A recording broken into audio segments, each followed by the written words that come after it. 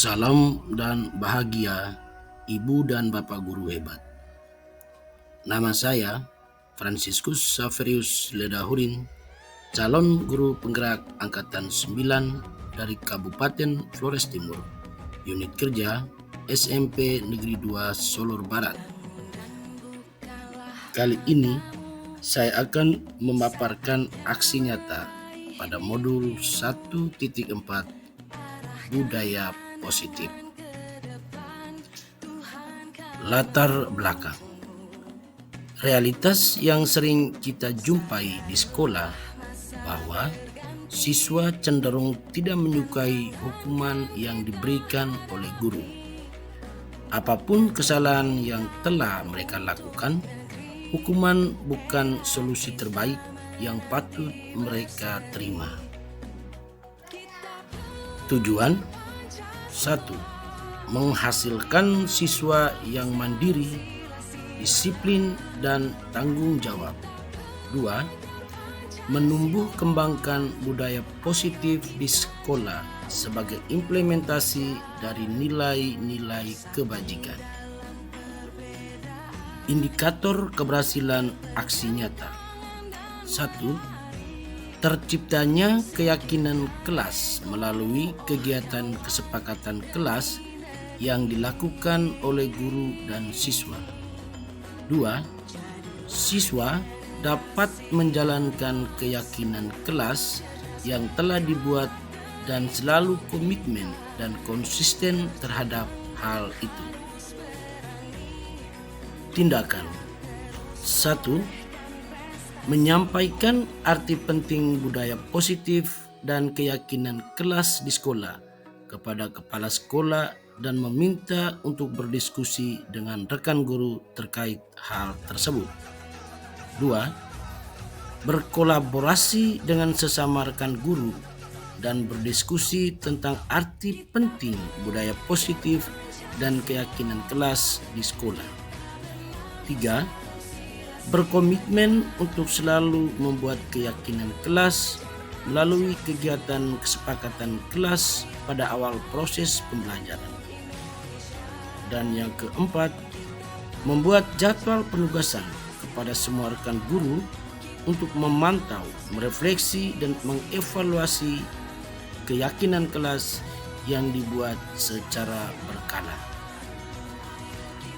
Berikut dokumentasi membuat kesepakatan kelas. Baik, selamat pagi teman-teman Ibu dan Bapak Guru hebat. Pada kesempatan ini saya mengucapkan terima kasih banyak pada teman-teman sekalian yang sudah bersedia bergabung di virtual ini untuk kita sama-sama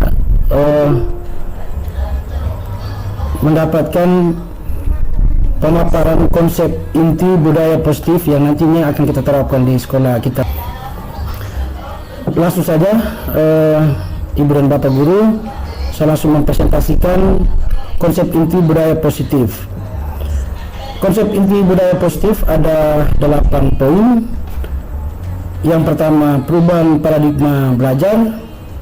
Yang kedua, disiplin positif. Yang ketiga, nilai-nilai kebajikan. Yang keempat, kebutuhan dasar manusia. Yang kelima, motivasi perilaku manusia. 6, posisi kontrol guru. 7, keyakinan kelas. Dan yang ke-8, segitiga restitusi. Yang pertama, pembelajaran dengan paradigma baru. Pembelajaran dengan paradigma baru merupakan pembelajaran yang dirancang berdasarkan prinsip pembelajaran berdiferensiasi, sehingga para peserta didik belajar sesuai kebutuhannya berdasarkan tahap perkembangan sesuai teori psikologi modern untuk mewujudkan profil pelajar Pancasila. Yang berikut miskonsepsi tentang teori konsep. Miskonsepsi tentang teori konsep ini, teman-teman, ada 4 poin yang sering kali kita Bapak Ibu Guru sadar dan tidak kita sering lakukan terhadap peserta didik kita. Yang pertama, yaitu ilusi guru mengontrol siswa, bahwa pada dasarnya kita tidak dapat memaksa murid untuk berbuat sesuatu jikalau murid tersebut memilih untuk tidak melakukannya. Walaupun tampaknya guru sedang mengontrol perilaku murid, hal demikian terjadi karena memang murid sedang mengizinkan dirinya dikontrol.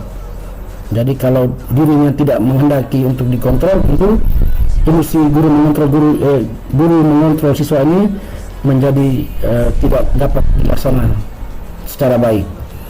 Yang kedua, ilusi bahwa semua perbuatan positif, efektif dan bermanfaat.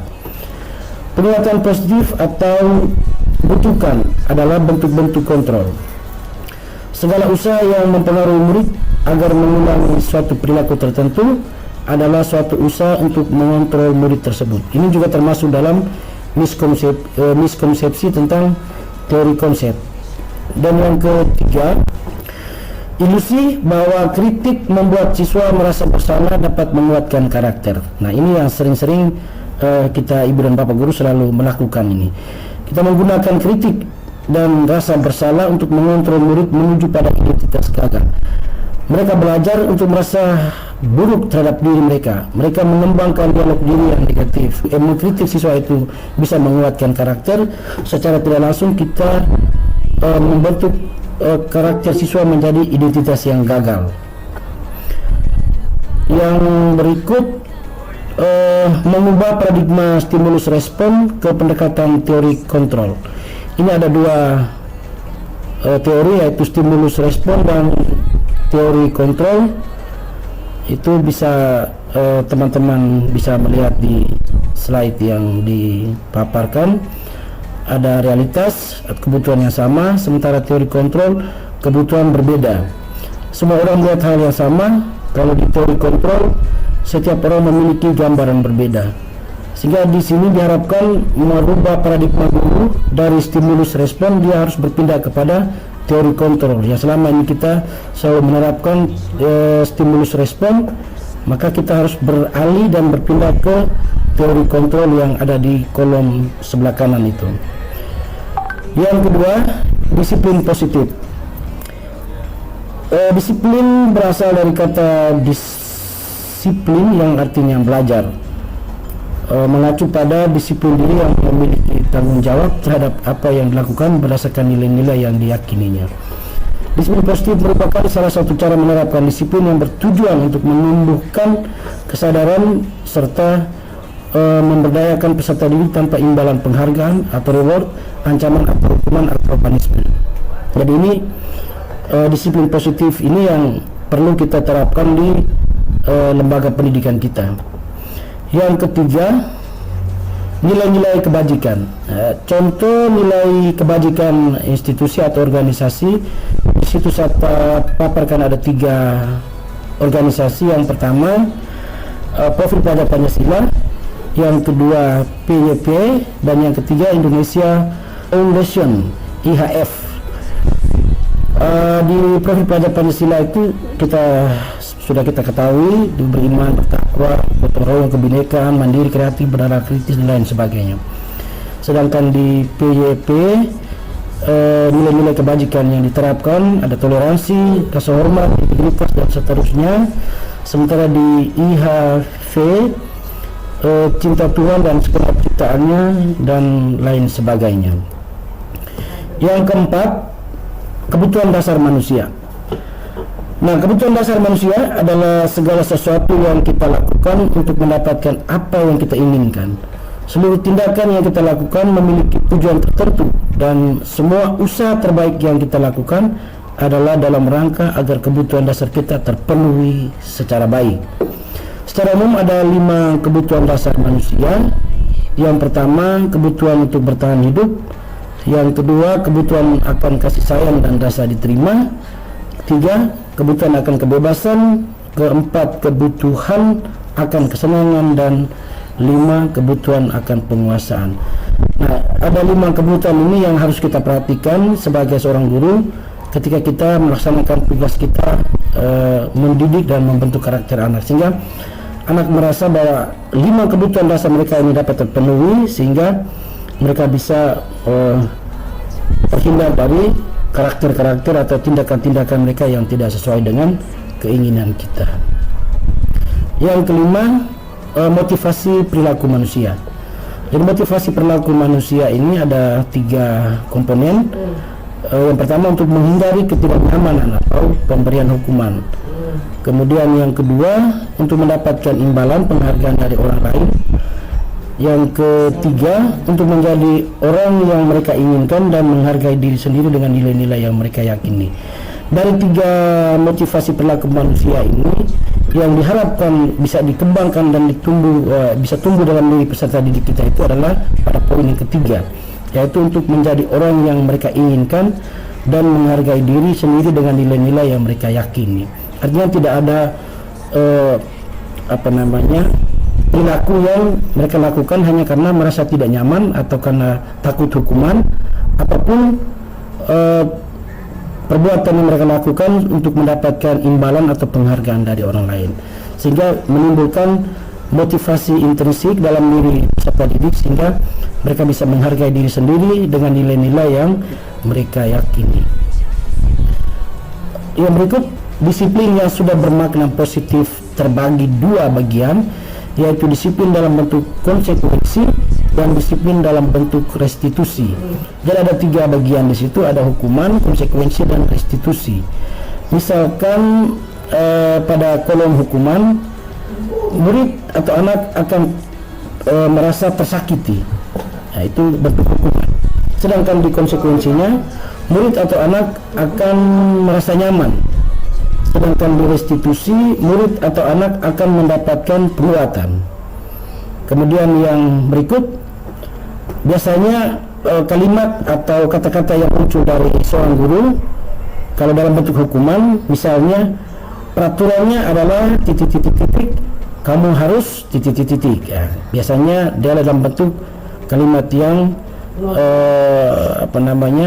membentuk hukuman terhadap peserta didik. Sementara kalau di konsekuensi, ada pertanyaannya sudah lebih mendekati ke tindakan restitusinya. Misalnya, apa peraturannya atau mampukah kamu melakukannya. Misalkan anak mengalami atau melakukan kesalahan.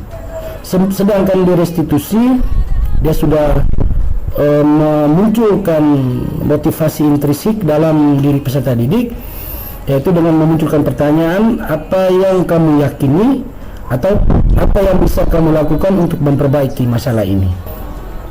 Yang keenam, posisi kontrol guru.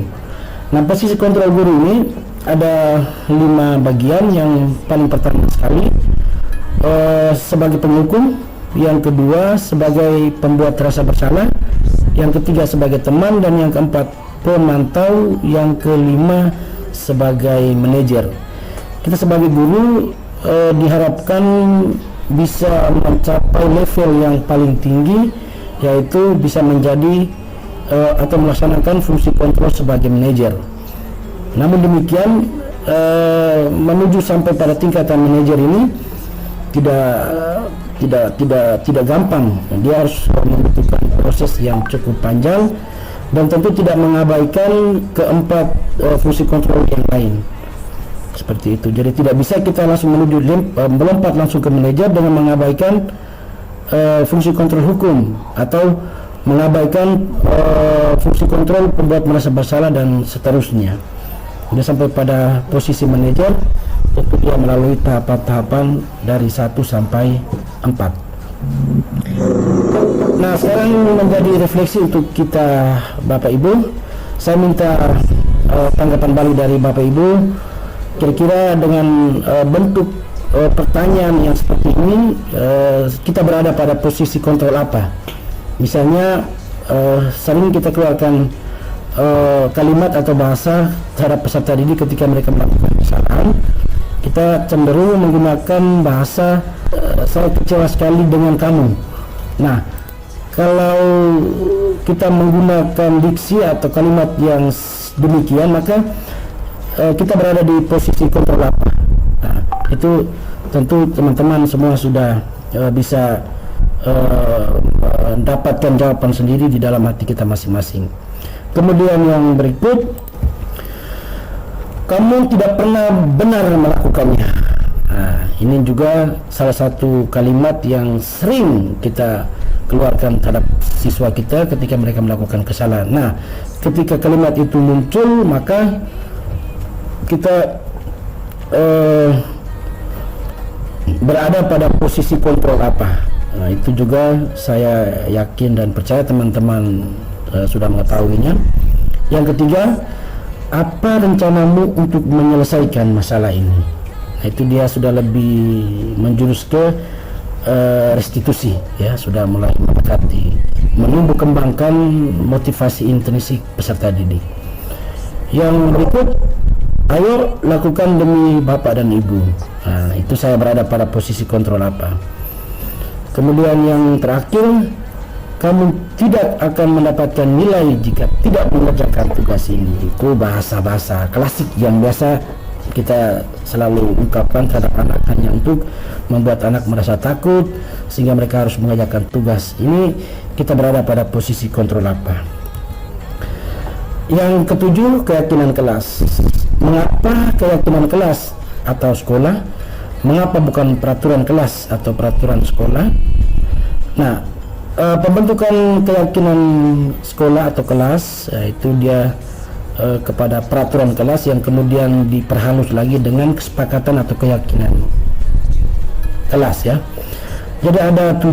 Yang paling pertama, keyakinan kelas bersifat lebih abstrak daripada peraturan, ya, dia lebih abstrak daripada peraturan. Yang kedua, keyakinan kelas berupa pernyataan-pernyataan yang universal, ya, yang lebih bersifat umum. Yang ketiga, pernyataan keyakinan kelas senantiasa dibuat dalam bentuk positif. 4. Keyakinan kelas hendaknya mudah diingat dan dipahami oleh semua warga sekolah. 5. Keyakinan kelas sebaiknya sesuatu yang dapat diterapkan di lingkungan tersebut, sesuai dengan kondisi dan lingkungan di sekolah kita, ya. Yang keenam, semua warga kelas ikut berkontribusi dalam pembuatan keyakinan kelas. Jadi siswa juga dilibatkan dalam pembuatan keyakinan kelas, sehingga keyakinan kelas itu bukan hanya merupakan keputusan atau yang dibuat oleh bapak ibu guru sendiri, tapi anak juga merasa bahwa mereka juga membuat peraturan yang kemudian tentu mereka bisa menjalankan atau melaksanakan itu secara baik. Dan yang terakhir, bersedia meninjau kembali keyakinan kelas dari waktu ke waktu, itu tentu melalui evaluasi dan refleksi. Yang terakhir, 8, segitiga restitusi. Jadi segitiga restitusi adalah suatu proses dialog yang dijalankan oleh guru atau orang tua agar dapat menghasilkan murid yang mandiri dan bertanggung jawab. Nah, itu ada seperti yang kita ketahui, ada 3 langkah dalam melaksanakan segitiga restitusi. Yang paling pertama, menstabilkan identitas, yaitu dengan statement atau pernyataan kepada anak bahwa setiap orang pasti pernah melakukan kesalahan, atau mungkin kamu bukan satu-satunya yang pernah melakukan itu, bapak guru atau ibu guru juga pernah melakukan hal seperti itu.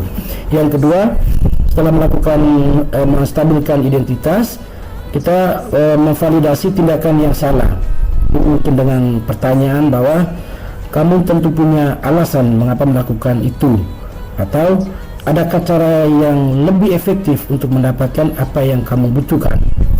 Dan yang paling terakhir sekali, yaitu menanyakan keyakinan, misalnya dengan bentuk pertanyaan, keyakinan kelas apa yang telah kita sepakati, atau mungkin kamu ingin menjadi orang yang seperti apa. Nah, itu diharapkan bahwa dalam menghadapi persoalan siswa di sekolah kita tentu menggunakan segitiga restitusi ini untuk bisa menyelesaikan persoalan yang dihadapi oleh peserta didik. Nah, tahapan segitiga restitusi sudah tadi saya jelaskan di depan: menstabilkan identitas, validasi tindakan yang salah, menanyakan keyakinan. Itu tidak perlu dijelaskan lagi. Ini contoh penerapan segitiga restitusi. Ini contoh kasus. Usai pembelajaran matematika, Pak Trisno memberikan tugas kepada siswa kelas 7A. Siswa diharapkan mengerjakan tugas sesuai catatan yang barusan diberikan. Asti sangat marah karena catatan matematikanya diambil oleh Adis. Jadi Adis ini siswa nakal ya. Adis tidak mengaku bahwa dia telah mengambilnya. Asti mendapat laporan dari teman sebangkunya ini. Asti sangat marah dan tidak bisa menahan emosinya. Nah, ini skenario penyelesaian masalah menggunakan segitiga restitusi. Asti, tadi Bapak dengar dari teman kamu ini, katanya kamu habis berkelahi dengan Adis kan? Iya Pak, saya marah sekali karena buku catatan matematika dia sembunyi Pak. Sudah begitu dia tidak mau mengaku, tapi saya dengar dari ini Pak. Oh begitu, ya pantaslah kalau kamu marah. Jika Bapak berada di posisi kamu, Bapak juga pasti akan berbuat hal yang sama. Iya Pak. Terus apa yang kamu lakukan terhadap Adis? Saya marah-marah Pak, karena tidak bisa menahan emosi, jadi saya tarik bajunya Pak. Kamu berbuat begitu pasti ada alasan kan? Iya Pak, masa saya diam saja? Saya susah payah mencatat, dia malah tidak mencatat. Enak sekali, dia curi catatan saya, hanya mau kerja tugas. Wajarlah kalau kamu marah karena dia berbuat seperti itu. Bapak tidak salahkan kamu. Bapak sangat menghargai tindakan kamu yang tidak berbuat lebih daripada itu, misalnya sampai memukul dan lain sebagainya. Baik nak, sekarang coba kita pikirkan, tindakan kamu yang sampai menarik bajunya Adis, apakah sesuai dengan keyakinan kelas kita? Tidak Pak. Kira-kira menurut kamu keyakinan kelas apa yang sudah kamu langgar? Saling menghormati antar teman. Betul sekali. Menurut kamu saling menghargai antar teman itu penting tidak? Penting Pak. Baik, kalau menurut kamu itu penting, jadi keyakinan apa yang harus kamu lakukan saat kamu sedang marah? Mungkin saya harus bersabar. Ya, sekarang apakah kamu bersedia untuk memperbaiki masalah ini, Asti? Bersedia Pak. Kira-kira apa yang akan kamu lakukan untuk memperbaiki masalah ini? Saya harus lebih sabar menahan emosi kalau ada teman yang berbuat salah. Sebaiknya saya akan melaporkan kepada guru piket atau wali kelas. Ya, tepat sekali tindakanmu anak ya. Sekarang kembali ke kelas untuk mengikuti pelajaran berikutnya. Yang terakhir ya penutup, Ibu dan Bapak Guru, dalam menerapkan program disiplin positif, hendaknya kita sebagai guru memiliki standar kepribadian, profesional dan sosial yang baik, di mana guru mampu merefleksikan dirinya dalam posisi kontrol saat ini, bagaimana perjalanan dirinya sebagai amo atau manajer yang menuntun siswa. Oke, Bapak Ibu, sekian dan terima kasih. Kurang dan lebih saya mohon maaf. Waktu selanjutnya saya berikan kepada Ibu dan Bapak Guru kalau ada yang mau menanggapi, masukan saran, saya berikan kesempatan. Halo. Hai, Franci. Ya. Baik, Pak Franci, Ya. ketemu saya. Oke, baik Pak Guru, silakan. Terima kasih yang mengapresiasi atas materi yang telah disusun desain begitu baik, dan saya lihat matematiknya juga saya lihat dia syarat makna intinya.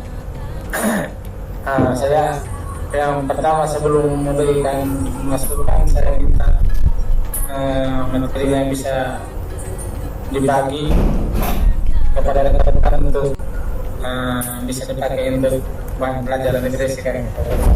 Siap. Baik, terima kasih Pak Leri. Pak Muhammad Tahir, silakan Bapak. Baik, terima kasih. Pertama Pak Muhammad, saya apresiasi terkait mulai dari awal hingga akhir dari kedelapan kegiatan ini. Ya. Tapi saya mungkin barangkali di poin yang ke segitiga diskusi, barangkali kami juga, saya barangkali belum begitu jelas, sehingga mungkin barangkali paham lebih mendalam lagi, paham tentang saya kembali. Oh ya, baik Pak. Masih ada lagi sebelum saya mungkin sedikit menjelaskan pertanyaan dari Pak Muhammad. Teman-teman masih ada? Dengan keterbatasan saya mencoba menjawab apa yang diminta oleh Pak Muhammad tadi. Sebentar Pak ya. Baik, yang di sini Pak Guru segitiga segitiga restitusi ini itu adalah suatu proses dialog ya. Dia lebih kepada tindakan bagaimana kita menyelesaikan persoalan yang dihadapi siswa, sehingga seorang guru ketika dalam menghadapi persoalan siswa diharapkan dia harus bisa menerapkan segitiga restitusi ini, tentu merujuk pada fungsi kontrol sebagai manajer. Dia tidak lagi sebagai penghukum atau sebagai pembuat rasa bersalah, teman dan pemantau, tapi dia lebih kepada manajer. Sehingga kalau sudah sampai pada tingkatan manajer, maka dalam menghadapi persoalan siswa, guru tentu harus menggunakan strategi segitiga restitusi untuk menyelesaikan masalah siswa. Nah, dalam menyelesaikan masalah siswa ini ada tiga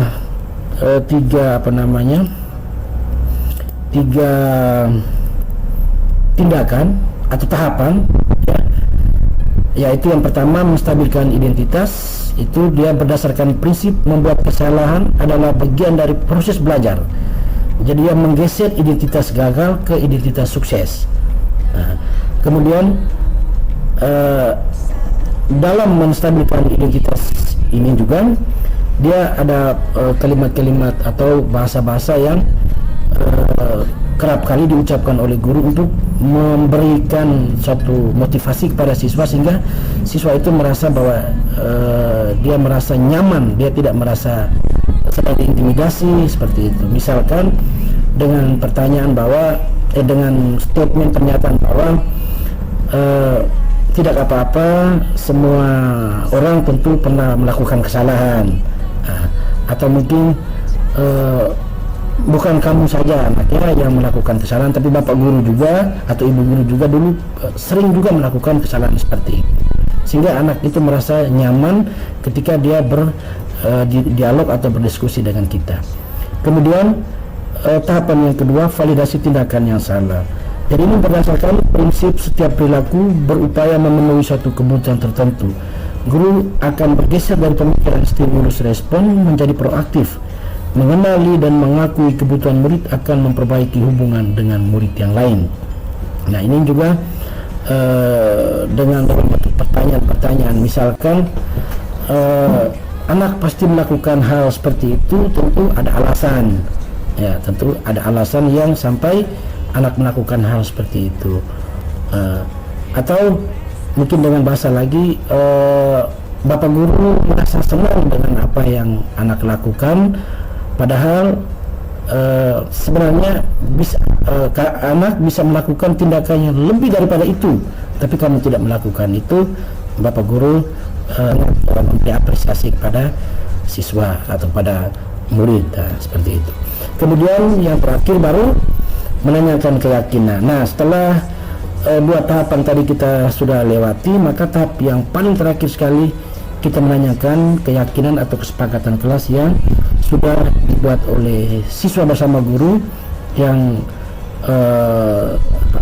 menjadi kesepakatan bersama di kelas. Misalnya dengan pernyataan bahwa apakah tindakan yang anak lakukan itu sudah sesuai dengan kesepakatan kelas kita. Nah, tentu pasti dia akan menjawab tidak, dan lain sebagainya. Apakah anak mau memperbaiki kesalahan yang telah dibuat? Nah, pasti jawabannya saya mau, Pak. Dengan cara apa? Pasti dia akan berupaya untuk menemukan solusi tanpa diarahkan oleh kita sebagai guru. Nah, jadi kira-kira seperti itu Pak Guru, kurang lebihnya Pak Guru bisa menyempurnakan kalau saya keliru, Pak Guru. Mana lagi nih? Baik teman-teman, mungkin demikian presentasi saya. Mohon maaf maaf kalau ada yang tidak sesuai dengan harapan teman-teman. Berikut dokumentasi membuat kesepakatan kelas. Melaksanakan proses pembelajaran. Hari ini Pak masuk di kelas untuk kita buat kesepakatan kelas atau peraturan kelas. Ya, peraturan kelas ini bukan Bapak Guru atau Ibu Guru yang buat sendiri. Itu merupakan kesepakatan kita semua. Ya, kesepakatan kita semua baik itu Pak Guru maupun dari kalian sebagai anak-anak atau sebagai siswa. Dan peraturan ini anak-anak, peraturan yang nantinya kita hasilkan hari ini itu merupakan peraturan kelas yang wajib ditaati dan dituruti oleh anak-anak semua. Bapak Guru bagikan kertas posit ini, tugas anak-anak menulis satu orang, boleh lebih dari satu, tentang peraturan kelas apa saja yang kalian inginkan. Misalnya, contoh ya, jangan makan dalam kelas. Halo, halo, hai, hai.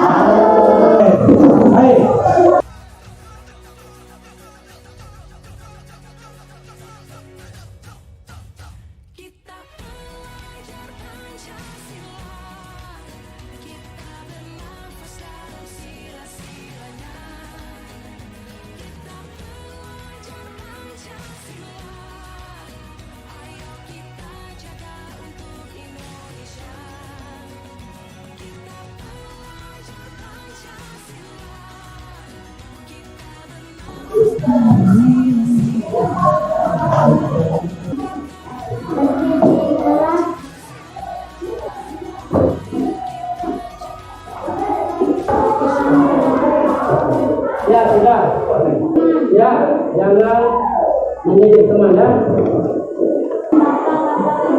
Oke cukup. Tepuk tangan dulu untuk Rio. Ikut. Wah. Ya itu sudah. Lanjut.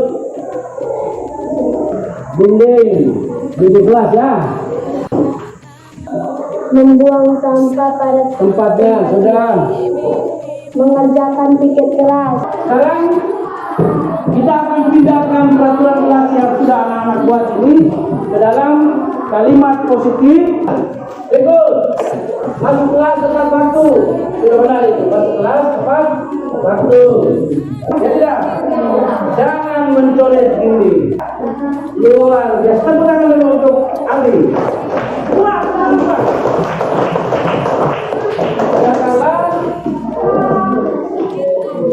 Jagalah pastikan dalam kelas. Berarti kesimpulannya kita di kelas 7A ini, 7B ini menghasilkan ada 8 peraturan kelas yang harus anak-anak taati, harus anak-anak turuti. Bisa ini? Bisa? Oke. Kesepakatan peraturan kelas, Pak Guru punya satu permainan untuk kita. Permainannya nama Ninja. Apa? Ninja.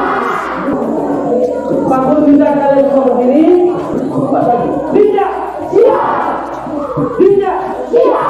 Pak bilang samurai depan. Siap. Samurai depan. Siap.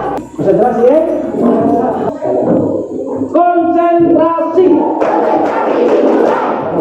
Siap. Ninja. Siap. Siap.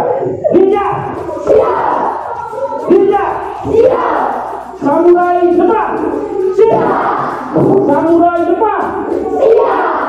Samurai belakang. Siap. Samurai depan. Siap. Ninja. Siap. Ninja. Siap. Samurai kanan. Siap. Samurai depan. Siap. Samurai depan. Siap.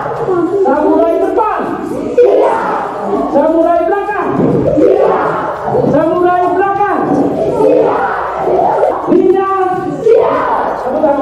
kelas.